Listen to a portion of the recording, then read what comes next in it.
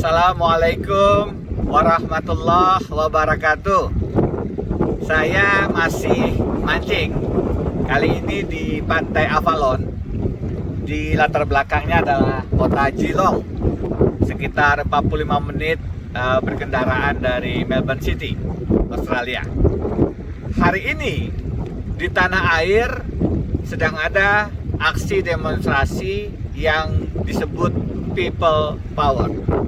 Salah satu tuntutannya adalah memakzulkan Presiden Jokowi. People Power memang adalah kekuatan yang paling konstitusional, yang paling hakiki. Kenapa? Karena kekuasaan pada dasarnya bukan dimiliki oleh presiden, bukan dimiliki oleh partai, apalagi petugas partai. Kekuasaan pada dasarnya dimiliki oleh rakyat. Sehingga People Power adalah gerakan yang paling konstitusional. Apakah melalui pemilu dalam memilih presiden atau anggota parlemen, atau melalui gerakan-gerakan di jalan karena tidak bisa menyampaikan secara resmi aspirasi melalui wakil-wakilnya. Kenapa Presiden Jokowi bisa dan sebenarnya wajib dimakzulkan? Sudah pernah saya bahas. Sebenarnya ada dua kata kunci, yaitu adalah pelanggaran konstitusi dan korupsi. Dan itu tergambar di kaos yang sedang saya pakai. Jokowi, don't cawe-cawe, stop dynasty. Jokowi don't cawe-cawe itu adalah mencegah pelanggaran konstitusi. Kenapa? Karena keinginan presiden untuk intervensi, untuk cawe-cawe dalam pemilihan presiden 2024 jelas-jelas melanggar konstitusi. Karena presiden yang berpihak, presiden yang punya preferensi ke salah satu atau salah dua calon presiden, dan punya resistensi terhadap calon presiden yang lain, menyebabkan arena pertandingan menjadi tidak jujur dan adil.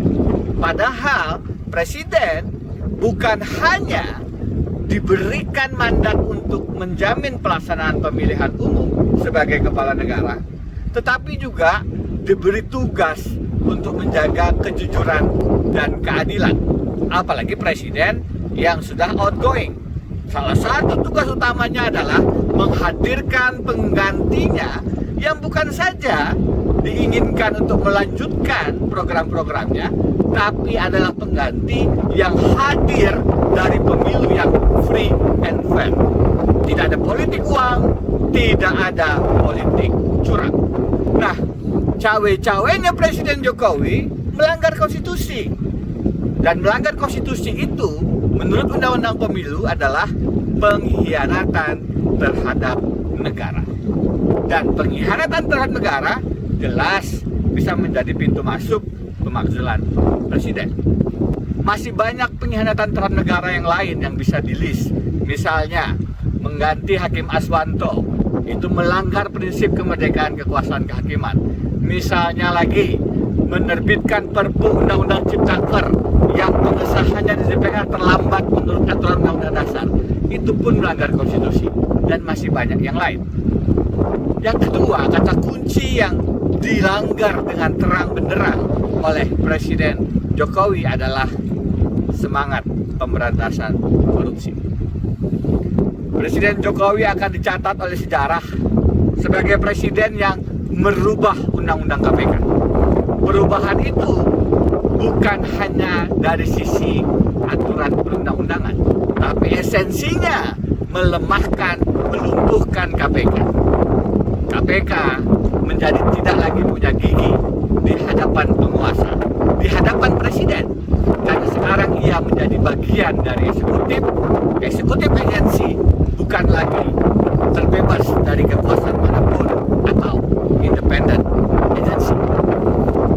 Tidak cukup hanya memberikan Novel Baswedan dan kawan-kawan, komisionernya pun adalah orang-orang yang problematik secara etika, dan bahkan justru diperpanjang 1 tahun masa jabatannya melalui putusan Mahkamah Konstitusi yang dipimpin oleh ini jelas-jelas upaya untuk merusak agenda pemberantasan korupsi. Yang paling problematik menurut saya adalah laporan Fadilah Badrun terkait dengan dugaan suap kepada Jokowi melalui penyertaan modal dalam bisnis anak-anak presiden. Saya sudah sampaikan di video sebelumnya, itu adalah paling tidak trading influence atau suap yang menjadi bagian dari tindak pidana korupsi, sehingga bisa lagi-lagi menjadi pintu masuk untuk memakzulkan Presiden Jokowi. Tentu saja dugaan ini harus dikuatkan dengan penyelidikan agar hadir bukti-bukti bahwa memang yang terjadi adalah tindak pidana korupsi. Saya juga menyebutkan bahwa ada obstruction of justice, di mana kawan koalisi kasusnya ditenggelamkan, ditutupi, lawan oposisi kasusnya diangkat dan diproses. Ini adalah langkah-langkah diskriminatif penegakan hukum, memanfaatkan hukum, dan itu bagian dari obstruction of justice, merusak penegakan hukum yang dilarang menurut pasal 21 Undang-Undang Korupsi. Saya berpendapat cawe-cawe Presiden Jokowi bukan untuk kepentingan bangsa dan negara.